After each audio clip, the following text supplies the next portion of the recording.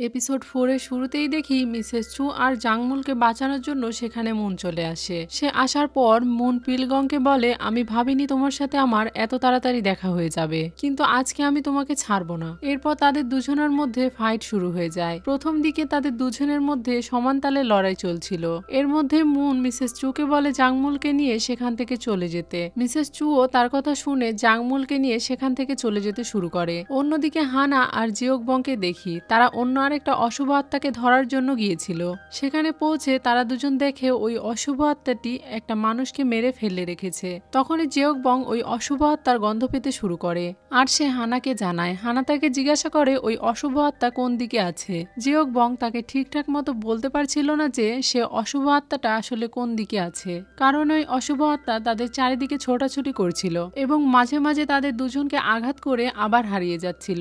বং হানাকে বলছিল সে তার গন্ধ পাচ্ছে, কিন্তু এক্স্যাক্টলি সে কোন দিকে আছে সেটা সে ঠিক মতো বলতে পারছিল না। এরপর সে অশুভ আত্মাটি যখন আবার তাকে আক্রমণ করতে আসে তখনই হানা দেখতে পায় এটা জেলি। অন্যদিকে মিসেস চু আর জাংমুল সেখান থেকে চলে যাচ্ছিল, তখনই পেছন থেকে ওয়াং আসে আর তাদেরকে আক্রমণ করে। তখন মিসেস চু তার সাথে লড়াই করতে শুরু করে। ভেতরে মুন আর পিলগং এর লড়াই হচ্ছিল। সেখানে মুন তাকে হারিয়ে দিচ্ছিল, কিন্তু এক পর্যায়ে পিলগং মুনকে তার শক্তি দিয়ে দেয়ালের সাথে আটকে দেয়। অন্যদিকে হানা আর বং ওই অশুভ আত্মাটিকে খুঁজতে খুঁজতে আলাদা হয়ে যায়। তখনই সেই আত্মাটি জিওকবং এর উপরে আক্রমণ করে আর তাকে অনেক জোরে আঘাত করে সেখান থেকে পালিয়ে যায়। সেই আঘাতের জন্য বংয়ের নাক দিয়ে অনেক রক্ত বের হতে থাকে এবং সে যে অশুভ আত্মার গন্ধ পেত সেই গন্ধ পাওয়া বন্ধ হয়ে যায়। সে হানাকে জানায় সে আর কোনো অশুভ আত্মার গন্ধ পাচ্ছে না। তখনই জেলি আবার হানাকে আক্রমণ করতে শুরু করে। হানা প্রথমে বুঝতে পারছিল না যে সে কোন দিক থেকে সে তাকে আক্রমণ করছে, কিন্তু একটু পরে সে নিজেকে স্থির করে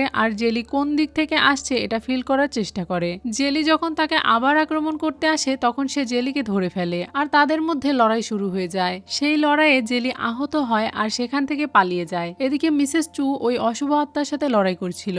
একসময় ওয়াং মিসেস চুকে আঘাত করতেই যাচ্ছিল, তখনই সেখানে গামো চলে আসে আর তাকে বাঁচিয়ে নেয়। এরপর তারা দুজন মিলে ওয়াং এর সাথে লড়াই করতে শুরু করে এবং তারা দুজন মিলে তাকে হারিয়ে দেয়। পিলগং মুনকে দেয়ালের সাথে আটকে রেখেছিল আর সে তার উপরে দ্বিগুণ শক্তি প্রয়োগ করছিল, যার কারণে মুন অনেক ব্যথা পাচ্ছিল। মুন নিজেকে কিছুতেই ছাড়াতে পারছিল না। তখন তার জোসিওক আর নিমজির কথা মনে পড়ে যায়। নিমজি গর্ভবতী ছিল, এটা জানার পরেও তারা তাকে মেরে ফেলতে একটুও দ্বিধাবোধ করেনি, বরং তারা আনন্দ পেয়েছিল। এরপর জোসিওক নিমজির হত্যার প্রতিশোধ নিতে গিয়ে এখন জেলখানায় রয়েছে। এই সব কিছুর জন্য মুন নিজের কাছে প্রতিজ্ঞা করেছিল যে সে যে করেই হোক ওই অশুভ আত্মাদের ধরে তাদেরকে সাজা দিবে। এই সব কিছু ভেবে মুন অনেক রেগে যায় আর তখনই সেখানে টেরিটরি ওপেন হয়ে যায়, যার কারণে মুনের শক্তিও দ্বিগুণ বেড়ে যায় আর সে নিজেকে ছাড়িয়ে নেয়। নিজেকে ছাড়িয়ে নেওয়ার পরে মুন তার শক্তি দিয়ে পিলগংকে উপরে আটকে দেয় এবং তার হাত পা দড়ি দিয়ে বেঁধে ফেলে। তখনই সেখানে জাংমুল চলে আসে। পিলগং জাংমুলকে দেখতে পায়। তখন পিলগং মুনকে বলে, তুমি আমার থেকে বেশি শক্তিশালী কখনো হতেই পারবে না। আমি তোমাকে বলেছিলাম তোমার কাছে এমন অনেকেই আছে যাদের তোমাকে রক্ষা করতে হবে। এটা বলেই সে তার শক্তি দিয়ে একটা পিস্তল হাতে উঠিয়ে নেয় আর জাংমুলকে গুলি করে, কিন্তু মুন তাকে বাঁচিয়ে নেয় আর সেই গুলিটা মুনের হাতে গিয়ে লাগে। এই সুযোগে পিলগং সেখান থেকে পালিয়ে যায়। অন্যদিকে মিসেস চু ওয়াং এর ভেতরে থাকা অশুভ আত্মাটিকে পাঠিয়ে দেয় তার সাজা ভোগ করার জন্য এবং ওয়াং এর ভিতরে যে কাউন্টার ছিল সেও মুক্ত হয়ে যায়। ইয়ং এ ওই কাউন্টারের সাথে মিসেস চু এর দেখা হয়। সেই কাউন্টার মিসেস চুকে ধন্যবাদ জানায়, কারণ সে ওই অশুভ আত্মার কাছ থেকে তাকে মুক্ত করেছে। এরপর মিসেস চু তাকে বলে, আমি তোমার সাথে দেখা করতে চেয়েছিলাম, কিন্তু আমি জানতাম না যে তোমার সাথে আমার এখানে দেখা করতে হবে। এরপর সেই কাউন্টার তাকে তার সাথে থাকা বাকি কাউন্টারদের ব্যাপারে জিজ্ঞাসা করে। তখন মিসেস চু তাকে বলে, তুমি চিন্তা করো না, আমরা সবাই মিলে বাকি কাউন্টারদেরকেও মুক্ত করে আনবো। তারা কথা বলছিল, পেছনে উইজেন আর বাকি কাউন্টারদের দেখতে পাই। তারা সেখানে দাঁড়িয়ে তাদের কথা শুনছিল। উইজেন তাদের সবাইকে ধন্যবাদ জানায় আর তাদের অনেক প্রশংসা করে। পরের সিনে সব কাউন্টাররা একসাথে বসেছিল। তখন জাংমুল মুনকে বলে, তুমি কি পাগল হয়ে গিয়েছিলে? তুমি আমার গুলি নিজের উপরে নিয়ে নিয়েছিলে কেন? যদি তোমার কিছু হয়ে যেত তাহলে আমরা কি করতাম? আমি মরে গেলে কিছুই হতো না, কিন্তু যদি তোমার কিছু হয়ে যেত তাহলে এরা সবাই তোমাকে ছাড়া কিছুই করতে পারতো না। তখন মুন তাকে বলে, কিন্তু আমি তোমাকে মরতে দিতে পারি না। জাংমুল তাকে বলে, আজকে তুমি যা করেছো ভবিষ্যতে তা আর কখনোই করো না। তখন মুন তাকে বলে, ঠিক আছে, সামনে থেকে আমি খেয়াল রাখবো। সেই সময় রুমে গামো চলে আসে আর তাদেরকে বলে, তোমরা এসব ছাড়ো, চলো আমরা সবাই মিলে মজা করি। এটা বলেই সে গান চালু করে দেয় আর মিসেস চু এর সাথে নাচতে শুরু করে। তখন মিসেস মিসেস চু ভেতরে চলে যায় আর ড্রেস চেঞ্জ করে তাদের সবার সামনে আসে। তারা সবাই তাকে এভাবে দেখে অবাক হয়ে যায়। জাংমুল মিসেস চুকে তার সাথে নাচার জন্য হাত বাড়িয়ে দেয়। এরপর তারা দুজন নাচতে শুরু করে। বাকি কাউন্টাররা তাদের দুজনের নাচ উপভোগ করতে থাকে, কিন্তু জিওক বং নিজের রুমে মন খারাপ করে বসেছিল আর সে এটা মনে করে অনেক কষ্ট পাচ্ছিল যে অশুভ আত্মাদের গন্ধ শুঁকতে পারার ওই শক্তি সে হারিয়ে ফেলেছে। পরের সিনে জেলিকে দেখি, সে অনেক বেশি রেগেছিল। হানার কাছে মার খাওয়ার পর সে তার চোখে আঘাত পেয়েছিল। এরপর সে তার চোখ ঢেকে ফেলে আর পিলগং এর কাছে এসে বলে, তুমি এখন কি করতে চাও? তখন পিলগং তাকে বলে, প্রথমে আমি বুঝতে পারিনি যে সে এত বেশি শক্তিশালী, আসলেই মুন অনেক বেশি শক্তিশালী। এটা শুনে জেলি রেগে যায় আর তাকে বলে, তোমার কথার মানে কি? আমরা কি তাকে ছেড়ে দিব আর এখান থেকে পালিয়ে যাব? এটা শুনে পিলগং রেগে যায় আর সে তার শক্তি দিয়ে জেলিকে দেয়ালের সাথে আটকে দেয়। পরের সিনে জেলখানাতে জোসিওককে দেখি, সে স্বপ্নে দেখছিল সে এমন একটা জায়গায় পৌঁছে গিয়েছে যেখানে চারিদিকে পানি এবং অন্ধকার। জায়গাটা অনেক ভয়ঙ্কর ছিল এবং সে একাই সেখানে দাঁড়িয়ে আছে। তখন ওই পানির ভেতর থেকে একটা অশুভ আত্মা বেরিয়ে আসে। জোসিওক তাকে ভয়ে ভয়ে জিজ্ঞাসা করে, তুমি কে? সে তাকে বলে, ধরে নাও আমি তোমার বন্ধু। তখন জোসিওক তার কাছ থেকে দূরে সরে যেতে শুরু করে। তখন সে তাকে বলে, তুমি আমার কাছ থেকে দূরে সরে যাচ্ছ কেন? তুমি তো আমাকে ডেকেছিলে। জোসিওক তাকে বলে, এটা হতেই পারে না, আমি তোমাকে কেন ডাকবো? অশুভ আত্মা তাকে বলে, তুমি কি ভুলে গেছো ওই লোকটা তোমার বউ আর বাচ্চাকে মেরে ফেলেছে? এরপর তুমি বদলে গিয়েছিলে আর তাকে মারতে চেয়েছিলে। আমি শুধু এখানে তোমাকে সাহায্য করার জন্য এসেছি, তুমি আমাকে মেনে নাও। এই স্বপ্নটা দেখে জোসিওক অনেক ভয় পেয়ে যায় আর সে জেগে যায়। সকালে মুন যখন রুমে আসে তখন বিছানার উপরে জিওকবং এর একটা চিঠি পায়। সে ওই চিঠিটা পড়ে দেখে সেখানে লেখা আছে, আমার মনে হয় না আমি কাউন্টার হওয়ার যোগ্য, আমি অতটা শক্তিশালীও নই, সেজন্যই আমি ফিরে চলে যাচ্ছি। এটা পড়ার পরে সব কাউন্টাররা জিওকবংকে ফিরিয়ে আনার জন্য বেরিয়ে পড়ে। অন্যদিকে জিওকবংকে দেখি, সে তার বাবার সাথে গরুর দেখভাল করছিল। তার বাবা তাকে বলে, তুমি এখানে কেন ফিরে এসেছো? তোমার কোম্পানিতেই কাজ করা উচিত ছিল। তার বাবা জানতো না যে জিওকবং কাউন্টারদের সাথে কাজ করে। জিওকবং তাকে বলেছিল যে সে একটা কোম্পানিতে চাকরি করে। জিওকবং তার বাবাকে বলে, আমি কাজে ফিরে যেতে চাই না, আমি এখানে থেকে গরুদের যত্ন করতে চাই। এটা শুনে তার বাবা রেগে যায় আর তাকে বলে, তুমি কতদিন এই কাজ করবে? তখন সেখানে কাউন্টাররা চলে আসে। তারা সবাই মিলে জিওকবংকে তাদের সাথে ফিরে যাওয়ার জন্য বোঝায়। মুন আর মিসেস চু তাকে ভালোবেসে বোঝানোর চেষ্টা করে, কিন্তু গামও তার সাথে রেগে কথা বলে। সে তাকে বলে, আমি তোমার মতো কাউন্টার কখনোই দেখিনি যে এভাবে পালিয়ে গেছে। হানাও তাকে রেগে গিয়ে বলে, তুমি জানো তোমার শক্তি এখন আমাদের কত প্রয়োজন? তখন জিওকবং তাদের সবাইকে জানায়, যখন সেই অশুভ আত্মা তার নাকে মেরেছিল তখন থেকে সে আর অশুভ আত্মাদের গন্ধ পাচ্ছে না। এটা শুনে তারা সবাই অবাক হয়ে যায়। মিসেস চু তাকে বলে, এটা হয়তো ক্ষণিকের জন্য হয়েছে, পরে ঠিক হয়ে যাবে। মুনও তাকে বোঝায় পরে সবকিছু ঠিক হয়ে যাবে, কিন্তু জিওকবং তাদের কথা শোনে না। তখন তার বাবা কাউন্টারদের জন্য খাবার নিয়ে আসে। জিওকবং তাদেরকে বলে রাতের খাবার খেয়ে তারা যেন এখান থেকে চলে যায়, সে তাদের সাথে যাবে না। এরপর কাউন্টাররা সেখান থেকে চলে যায়। ফিরে আসার পরে কাউন্টাররা জিওকবংকে মিস করতে শুরু করে। তাদের সবার জিওকবং এর কথা খুব মনে পড়ছিল। পরের সিনে জিওকবং আর তার বাবাকে দেখি, সে তার বাবার চুলে রং করে দিচ্ছিল। তখন সে তার বাবাকে বলে, তুমি যে লোন নিয়েছো ওই লোন পরিশোধ করার জন্য আমাদের কাছে যতগুলো গরু আছে সবগুলো বিক্রি করে দাও। এটা শুনে তার বাবা তাকে বলে, তুমি কি ইনকাম করতে চাও না? তুমি কত সহজেই বলে দিলে যে আমাদের ওই গরুগুলো বিক্রি করে দিতে।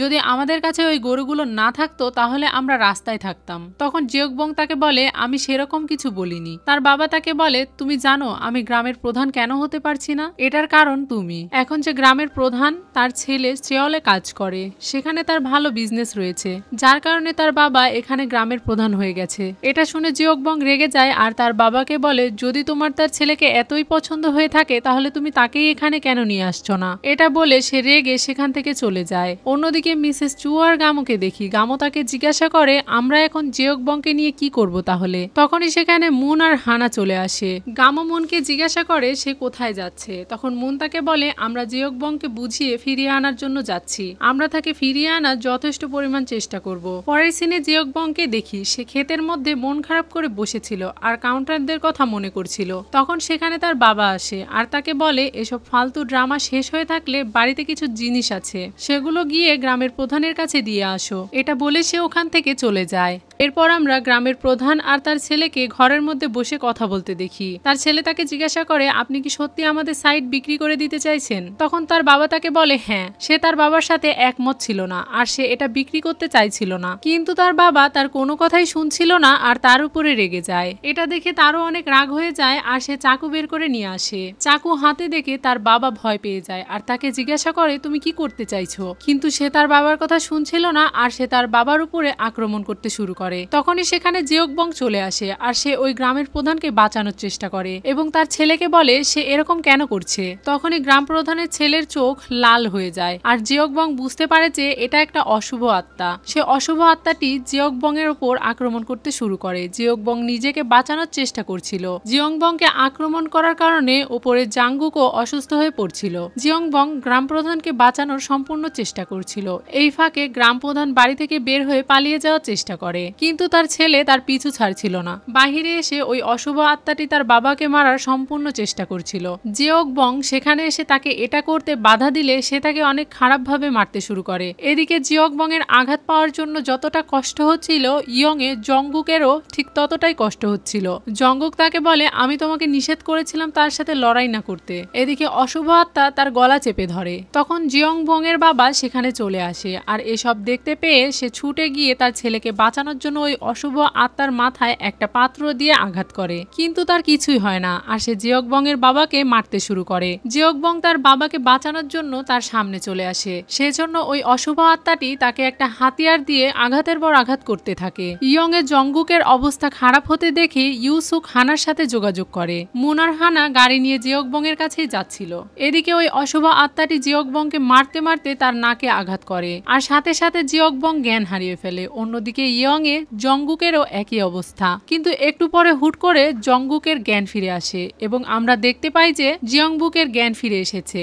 শুধু তাই নয়, এর সাথে সাথে তার হারিয়ে যাওয়া শক্তিও ফিরে এসেছে। সে অশুভ আত্মার গন্ধ শুকতে পারছিল, এটা দেখে সে খুশি হয়ে যায় আর সে ওই অশুভ আত্মাকে মারতে শুরু করে। এটা দেখে জঙ্গুকও অনেক খুশি হয়ে যায় আর তাকে বাহবা দিতে থাকে। এদিকে জিওকবং অনেক খুশি হয়ে যায় আর অশুভ আত্মাকে বলে আমার শক্তি ফিরে এসেছে আর আমি এখন কাউন্টার হয়ে গিয়েছি। এটা বলে সে তাকে মনের ইচ্ছা মতো মারছিল। তখন সেখানে হানা আর মুন গাড়ি নিয়ে চলে আসে। তারা আসার পরে তাদের দুজনের বাবার স্মৃতি মুছে দেয় আর তারা দুজনই অজ্ঞান হয়ে যায়। এরপর হানা আর মুন সেখানে দাঁড়িয়ে তাদের দুজনার ফাইট দেখছিল আর মজা নিচ্ছিল।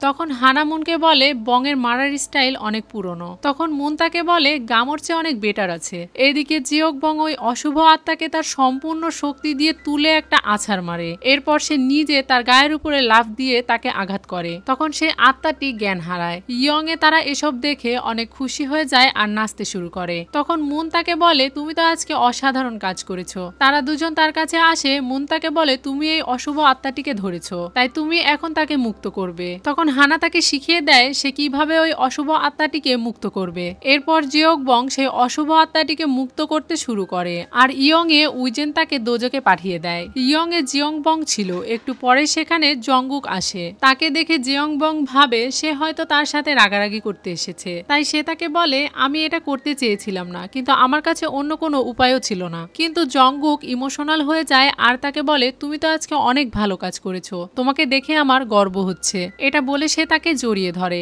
এরপর আমরা উইজেন আর মুনকে কথা বলতে দেখি। উইজেন তাকে বলে জিওকবং এর শক্তি ফিরে আসাতে আমি অনেক খুশি হয়েছি। মুন তাকে বলে জিওকবং এখন আমাদের টিমে পুনরায় ফিরে আসবে, তাই এখন ওই অশুভ আত্মাদের খোঁজ শুরু করে দেওয়া উচিত। পরের সিনে জিওকবং আর তার বাবাকে দেখি। সে তার বাবার চুলে রং করে দিচ্ছিল। তখন সে তাকে বলে আমি আবার কোম্পানিতে ফিরে যাচ্ছি। এটা শুনে তার বাবা অনেক খুশি হয়ে যায়। রাতে তার বাবা শুয়ে পড়ার পরে সে তার বাবার পুরাতন জুতার জায়গায় নতুন একটি জুতা রেখে দেয়। মানে সে তার বাবার জন্য নতুন একটি জুতা এনেছিল আর সে তার বাবাকে সারপ্রাইজ দিতে চাচ্ছিল, কিন্তু পেছন থেকে তার বাবা তার কাছে একটি গিফট বক্স এগিয়ে দেয় আর তার বাবা তাকে বলে ওই বক্সটা খুলে দেখতে। তখন সে ওই বক্সটা খুলে দেখে তার বাবাও তার জন্য জুতো এনেছে। তার বাবা তাকে বলে ওই জুতা তার পছন্দ হয়েছে কিনা। তখন সে তার বাবাকে বলে এত টাকা তুমি কোথায় পেলে। তার বাবা তাকে বলে তোমার বাবা এত ফকিরও নয় যে তোমাকে একটা জুতা কিনে দিতে পারবে না, আমি টাকা জমিয়ে রেখেছিলাম আর তোমার জন্য একটা জুতা তো আমি কিনে চিনতেই পারি, তাই না? এটা শুনে জিওক বং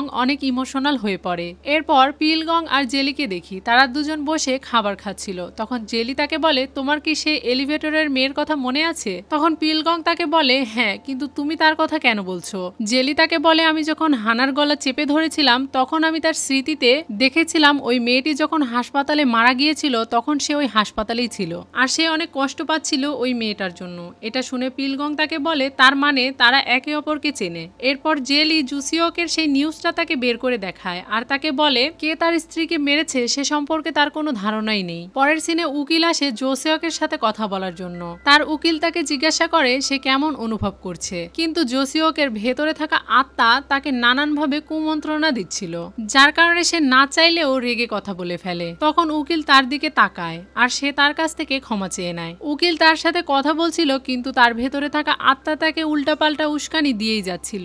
এরপরেও জোসিওক নিজেকে কোনো রকমে কন্ট্রোল করে নেয়। পরের সিনে কোর্টে জোসিওকের বিচারের শুনানির দিন দেখি। সেখানে জোসিওকের মাকে মুন আর হানা সাহস দিচ্ছিল এবং গামো তাদের পাশেই বসেছিল। একটু পরে জোসিওককে সেখানে আনা হয়। উকিল গামোকে ডেকে জিজ্ঞাসা করে, তোমার কি মনে হয়েছিল জোসিওক মিস্টার পার্ককে মেরে ফেলতে পারতো? গামো তাকে বলে, কখনোই না, বরং সে আমাকে ওই দিন বলেছিল একটা মানুষ হয়ে অন্য আরেকটা মানুষকে কিভাবে কেউ হত্যা করতে পারে। আশা করি এটা শুনে আপনারা বুঝতে পারছেন যে জোসিওক কখনোই মিস্টার পার্ককে হত্যা করতে পারতো না। এরপর আমরা দেখতে পারি সেখানে পিলগং আর জেলিও চলে আসে আর তারা দুজন পেছনের একটা চেয়ারে বসে। উকিল যখন এসবের ব্যাপারে জোসিওককে জিজ্ঞাসা করে তখন সে তাদের সবাইকে ইমোশনাল হয়ে বলে, আমি অত্যন্ত দুঃখিত, আমি যদি ওই সময়টা ফিরে পেতাম এবং যদি ফিরে যাই সেই একই মুহূর্তে। এটা বলার সাথে সাথেই তার চেহারার একটা পরিবর্তন চলে আসে আর সে তাদেরকে অদ্ভুতভাবে বলতে থাকে সে যদি ওই মুহূর্তে ফিরে যেতে পারতো তাহলে সে যাই হয়ে যাক না কেন তাকে মেরে ফেলতো। এটা শোনার সাথে সাথে জোসিওকের উকিল অবাক হয়ে দাঁড়িয়ে পড়ে আর তাকে বলে, আপনি এটা কি করছেন? এদিকে মুন এবং অন্যরা তার কথা শুনে অবাক হয়ে যায়। তার উকিল তার হয়ে কথা বলছিল কিন্তু এদিকে জোসিওক অদ্ভুতভাবে তাদের দিকে তাকিয়েছিল। জোসিওককে এভাবে তাকিয়ে থাকতে দেখে পিলগং এর মুখে মুচকি হাসি দেখতে পাই। মুনও সেখানে অবাক হয়ে দাঁড়িয়ে থাকে আর এখানে আজকের এপিসোড শেষ হয়ে যায়। তো ভিউয়ার্স, আমার ভিডিওগুলি যদি আপনাদের কাছে ভালো লেগে থাকে তাহলে আমার চ্যানেলে সাবস্ক্রাইব করে বেল বাটনে অলে ক্লিক করে রাখবেন যাতে ভিডিও পোস্ট করার সাথে সাথে নোটিফিকেশন আপনার কাছে সবার আগে পৌঁছে যায়। এবং আমার ভিডিওগুলি যদি আপনাদের কাছে ভালো লেগে থাকে তাহলে এই ভিডিওতে একটা লাইক দিয়ে কমেন্ট বক্সে কমেন্ট করে অবশ্যই জানাবেন। কথা হবে অন্য কোনো ভিডিওতে। আজকের মতো এখানেই বিদায়।